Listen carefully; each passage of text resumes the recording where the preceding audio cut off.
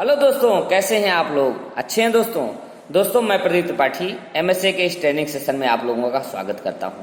दोस्तों, जो मेरा पिछला वीडियो था वो वेरिएबल एमएसए के ऊपर था, जिसमें हमने आपको बताया कि एमएसए क्या होता है, एमएसए कितने प्रकार के होते हैं और वेरिएबल एमएसए में पीबी, एबी, ईबी और आर एंड आर परसेंटेज को आप कैसे निकालेंगे तो दोस्तों आपको ट्रेनिंग कैसी लगी आप अपने कमेंट्स बॉक्स में लिखकर जरूर बताएं। दोस्तों, आज का जो ट्रेनिंग का विषय है वो एट्रीब्यूट एमएसए के ऊपर है। इसमें हम जानेंगे कि एमएसए क्या होता है, एट्रीब्यूट एमएसए को हम कैसे करें दोस्तों, और इसमें हम किस चीज का कैलकुलेशन करते हैं।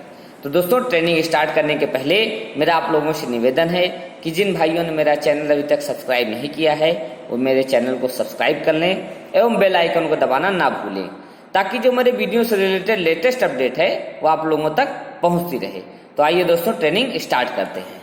तो दोस्तों, एमएसए की ट्रेनिंग में पहला पॉइंट आता है व्हाट इज एमएसए, यानी कि एमएसए है क्या दोस्तों।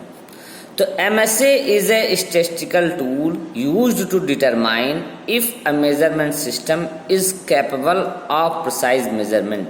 यानी कि एमएसए एक स्टैटिस्टिकल टूल है जिसका उपयोग ये डिटरमाइन करने के लिए किया जाता है कि जो आपका मेजरमेंट सिस्टम है वो प्रिसाइज मेजरमेंट के लिए कैपेबल है कि नहीं है। यानी कि जो आपका मेजरमेंट सिस्टम है वो ये डिफाइन करता है कि जो आपका मेजरमेंट सिस्टम है वो कैसा है, जो आपकी मेजरमेंट की आवश्यकता है उनको फुलफिल कर पा रहा है कि नहीं फुलफिल कर पा रहा है। यानी कि कोई आपको प्रोडक्ट चेक करना है तो जिस आप इंस्ट्रूमेंट का यूज कर रहे हो वो कैपेबल है क्या उसको चेक करने के लिए, या दूसरे शब्दों में आप डिफाइन कर सकते हो MSA stand for measurement system analysis. यानी कि एमएसए किसके लिए किया जाता है? मेजरमेंट सिस्टम एनालिसिस के लिए किया जाता है। It is the application of ensuring that your organisation's inspection, measuring and test equipment provide reliable and relevant measurement data. ये इंश्योर करता है कि जो आपकी ऑर्गेनाइजेशन की जो इंस्पेक्शन की फैसिलिटी है, जो मेजरमेंट की फैसिलिटी है या जो टेस्ट इक्विपमेंट हैं वो रिलायबल और रिलेवेंट मेजरमेंट डाटा प्रोवाइड करेंगे। How to determine error quantity present in measurement system. और एक मेजरमेंट सिस्टम में कितनी जो एरर की क्वांटिटी है वो कितनी है, कितना एरर उसमें मौजूद है, ये आप किसके थ्रू डिफाइन कर सकते हो? मेजरमेंट के ही थ्रू डिफाइन कर सकते हो दोस्तों। यानी कि मेजरमेंट सिस्टम क्या है कि आपके यहाँ जो आपको पार्ट चेक करना है या जो चीज चेक करनी है उसके लिए जो आपका मेजरिंग इंस्ट्रूमेंट है क्या वो कैपेबल है, या जो इक्विपमेंट आप यूज कर रहे हो चेक करने के लिए क्या वो कैपेबल है सही मेजरमेंट देने के लिए। तो मेजरमेंट सिस्टम एनालिसिस में इस चीज को एनालिसिस करते हैं दोस्तों। पॉइंट है दोस्तों टाइप ऑफ एमएसए, यानी कि एमएसए कितने प्रकार का होता है। तो मैंने आपको पिछले वीडियो में भी बताया था और इस वीडियो में भी बता रहा हूं कि there are two type of MSA. MSA दो प्रकार के होते हैं। कौन कौन से? एट्रीब्यूट एमएसए और वेरिएबल एमएसए दोस्तों। तो आज की जो ट्रेनिंग है दोस्तों वो एट्रीब्यूट एमएसए के ऊपर है दोस्तों। वेरिएबल एमएसए को समझने के लिए आप मेरे पिछले वीडियो को देखें। तो दोस्तों, एट्रीब्यूट एमएसए को समझने के पहले आइए हम जान जाते हैं कि व्हाट इज एन एट्रीब्यूट, यानी कि एक एट्रीब्यूट क्या है दोस्तों। तो most problematic measurement system issue come from measuring attribute data. यानी कि जो सबसे अधिकांश प्रॉब्लमेटिक मेजरमेंट सिस्टम में इशू हैं वो कहां से आते हैं?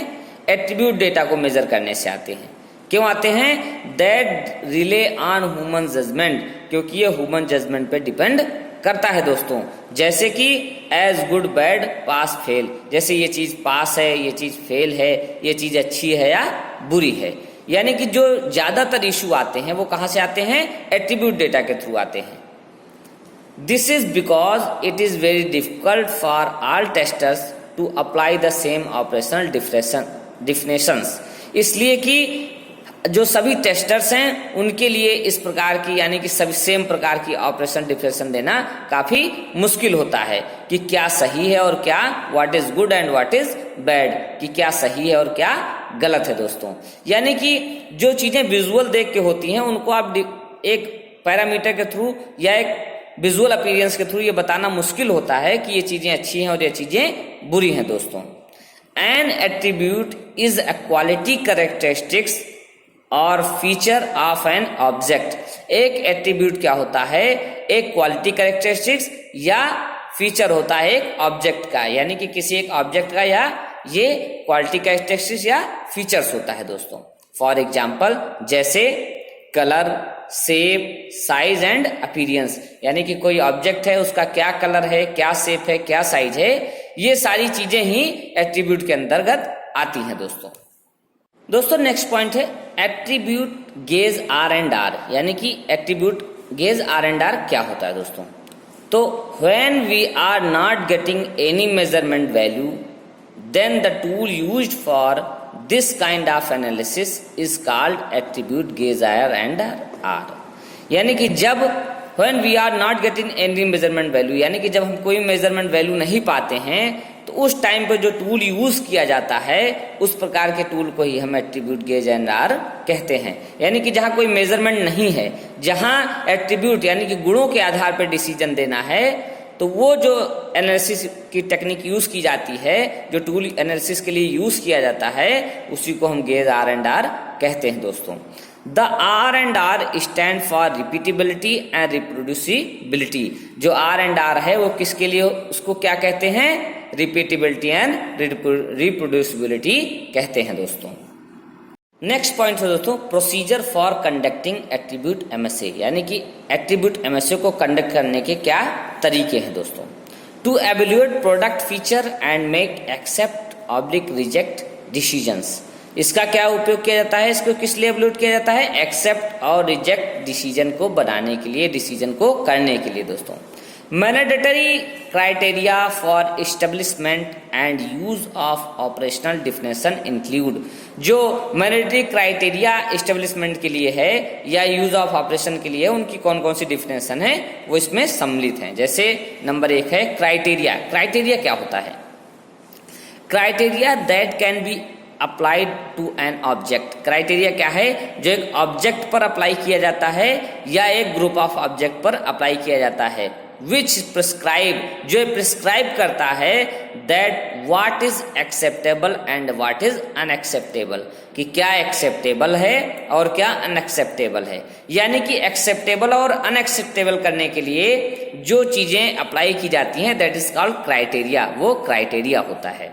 बी पॉइंट है A written description of the process for collecting data, यानी कि डेटा को कलेक्ट करने के लिए एक written description of the process including the method, जिसमें ये मेथड भी इंक्लूड होता है, इन विच, जिसके थ्रू एक्सेप्ट और रिजेक्शन का डिसीजन भी बन सके।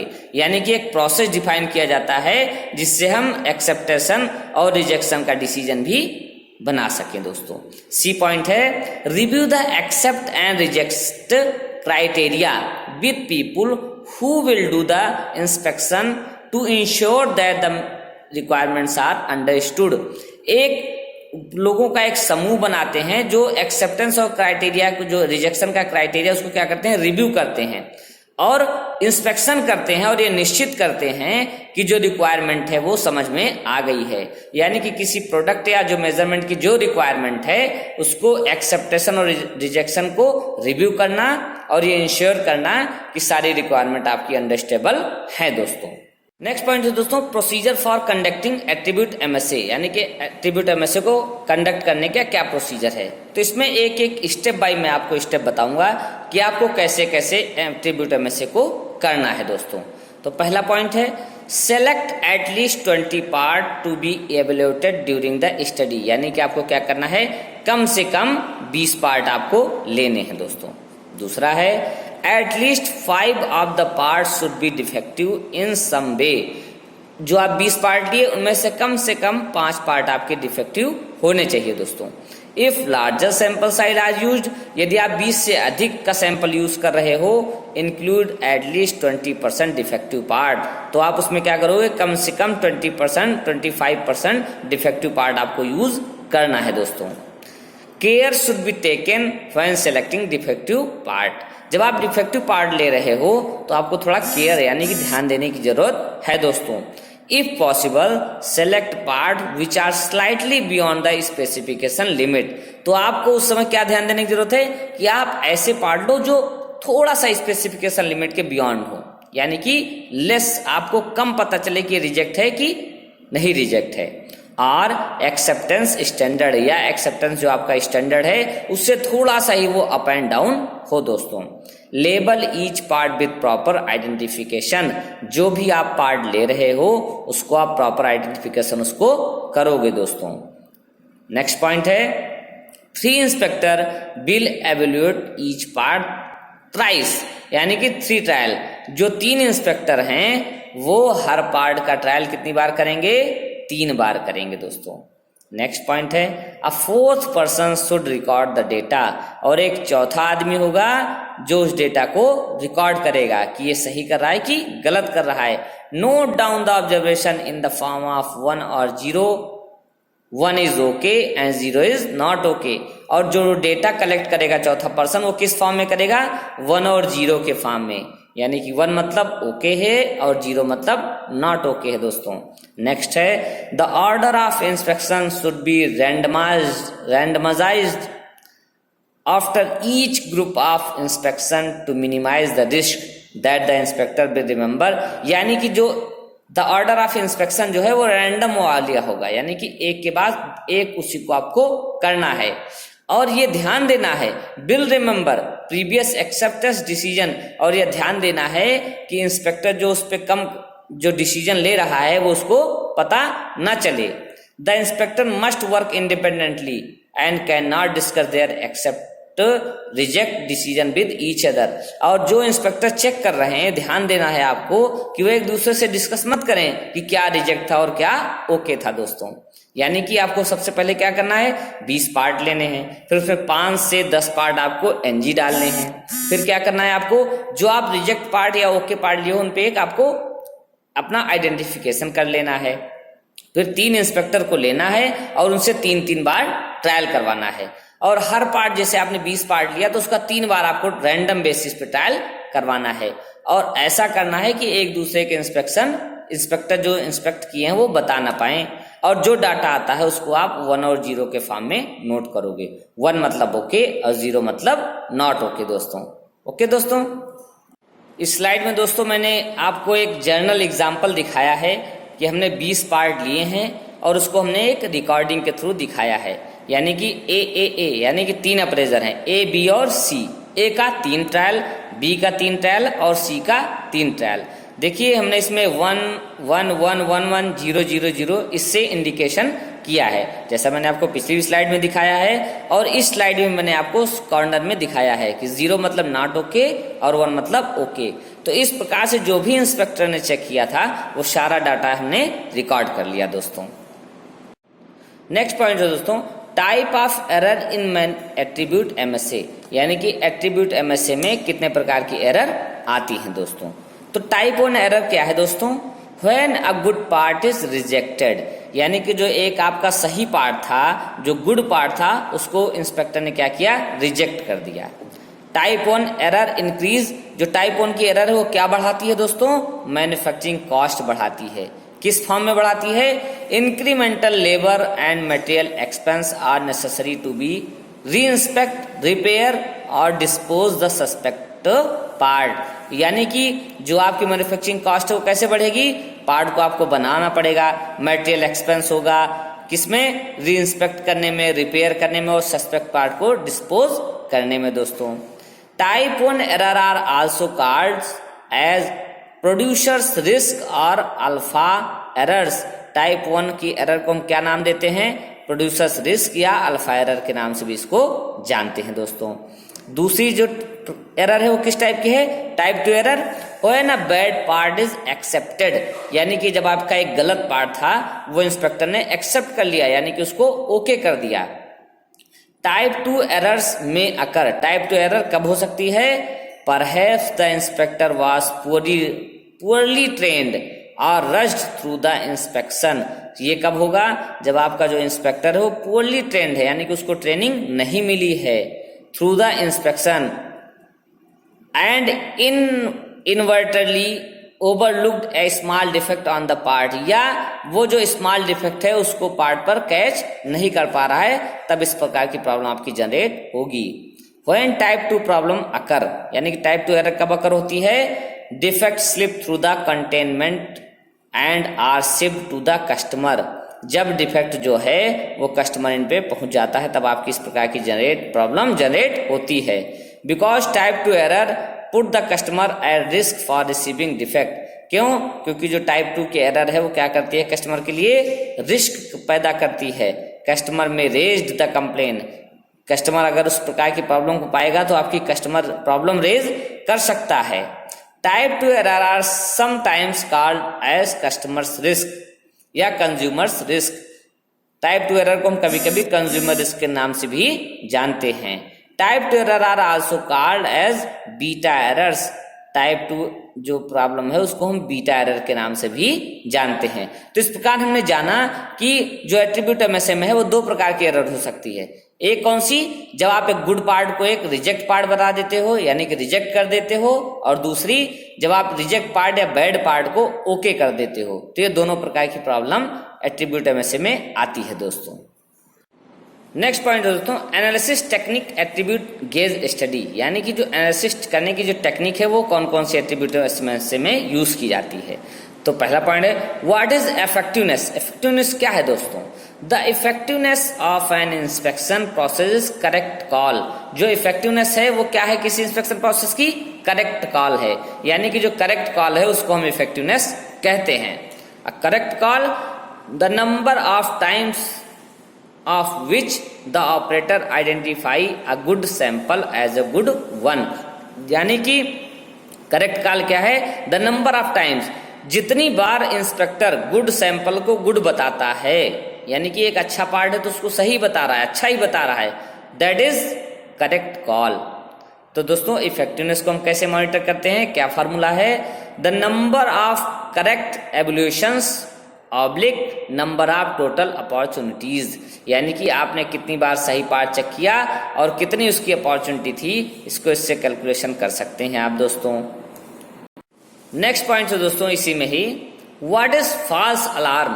फॉल्स अलार्म क्या है, the number of times of which the operator identify a good sample as a bad one, यानी कि जब एक गुड सैंपल को एक गलत पार्ट करार दे इंस्पेक्टर जितनी बार, that is called false alarm. यानी कि आपका कोई सही पार्ट था उसको इंस्पेक्टर ने गलत करार दे दिया तो द नंबर ऑफ टाइम, जितनी बार वो उसको गलत करार देता है, that is called false alarm.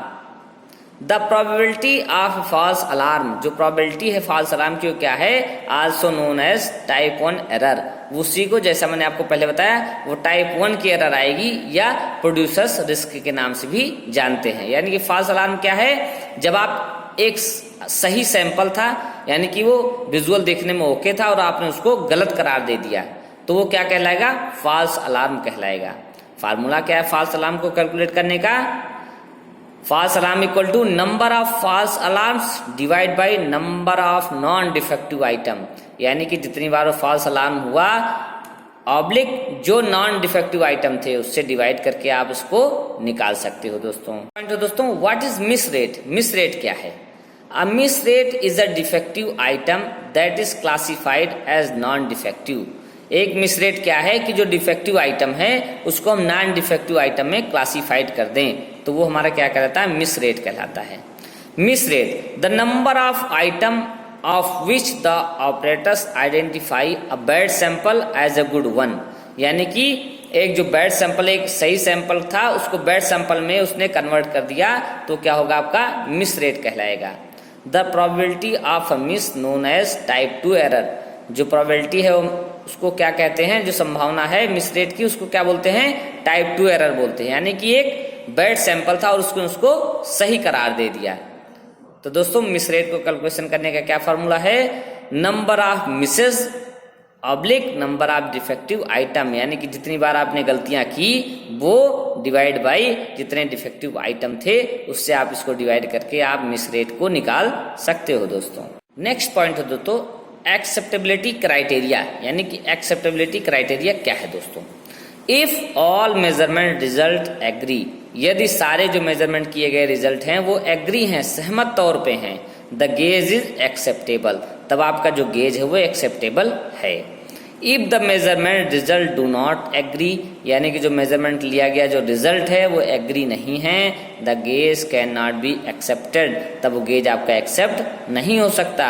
It must be improved and reevaluated, ये क्या हो जाएगा, इसको आप गेज को क्या करना है, आपको इम्प्रूव करना है या इसका रीएवल्यूशन करना है दोस्तों। आइए अब हम जानते हैं इसी पॉइंट में कि इफेक्टिवनेस, मिस रेट और फॉल्स अलार्म रेट कहाँ तक एक्सेप्टेबल है दोस्तों। तो पहला है effectiveness, less than 80% not acceptable, यानी कि अगर 80% से आपकी कम इफेक्टिवनेस आ रही है तो वो एक्सेप्टेबल नहीं है दोस्तों। दूसरा है मिस रेट, ग्रेटर देन 5%, यानी कि आपका जो मिस रेट है वो 5% से ज्यादा आ रहा है, तब भी आपका गेज जो है, इंस्पेक्टर जो है वो एक्सेप्टेबल नहीं है दोस्तों।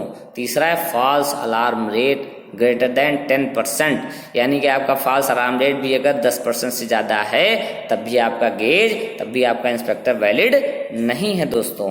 तो इसके थ्रू आप समझ सकते हो कि हमें क्या क्या कैसे कैसे चेक करना है दोस्तों। पीछे मैंने आपको फार्मूले भी बताए हैं, आप फार्मूले के थ्रू भी समझ सकते हो दोस्तों। इस स्लाइड में मैंने आपको एक एमएसए एट्रीब्यूट एमएसए एक्सरसाइज का एक एग्जांपल सीट दिखाया हुआ है दोस्तों। जैसे आप देख सकते हो ऊपर लिखा है एट्रीब्यूट स्टडी, इसमें क्या करना है, आपको पार्ट नेम लिखना है, फिर पार्ट नंबर लिखना है, मॉडल लिखना है और किस दिन आप कर रहे हो वो डेटा आप उसमें लिखनी है। इक्विपमेंट यूज्ड, आप कौन सा इक्विपमेंट यूज करो, दैट इज विजुअल, आप विजुअल एमएसए कर रहे हो, एट्रीब्यूट एमएसए कर रहे हो तो आप विजुअल लिखोगे। अप्रेजर ए, अप्रेजर बी और अप्रेजर सी, यानी कि आप जो तीनों अप्रेजर हैं उनका आपको इसमें नाम लिखना है दोस्तों। अब कैरेक्टरिस्टिक्स में आप क्या लिखोगे, जो भी आपकी प्रॉब्लम के पार्ट हैं, डेंट है, स्क्रैच है, बर है, बरिंग है, जो भी आपकी प्रॉब्लम वो सारी आप इसमें लिखोगे। फिर ऑब्जर्वर का नाम आपको लिखना है, जो व्यक्ति ऑब्जर्वर है वहां उस व्यक्ति का नाम यहाँ आप लिखोगे, यानी कि जो फोर्थ पर्सन है, जैसा मैंने आपको पहले भी बताया था, तो उस फोर्थ पर्सन का नाम इसमें आप लिखोगे। अब सेम हमने इसमें 15 पार्ट लिए, A1, A2 और A3, यानी कि जो पहला अप्रेजर था उसको हमने 15 पार्ट का 3 बार ट्रायल लिया दोस्तों। सेम B2, B1, B2 और B3, यानी कि जो सेकंड अप्रेजर था उसका भी हमने 3 बार ट्रायल लिया। अब सेम थर्ड वाला जो अप्रेजर था उसका भी हमने 3 बार ट्रायल लिया। अब जो 3 बार ट्रायल लेने के बाद हम उसकी इफेक्टिवनेस, उसका मिस रेट और फॉल्स अलार्म रेट हम कैलकुलेशन कर लेंगे दोस्तों। तो दोस्तों ये जो सीट है ये मोस्टली हर जगह मिलती है, हर कंपनियों में होती है, तो आप इसमें सिर्फ डाटा आप एंट्री करोगे, आपको फार्मूला याद करने की जरूरत नहीं है दोस्तों। सिर्फ आप जब इसमें आप डाटा कैलकुलेशन करोगे तो आपको पता चल जाएगा कि आपका मिस रेट कितना आ रहा है, आपकी इफेक्टिवनेस कितनी आ रही है, आपका फॉल्स अलार्म रेट कितना आ रहा है।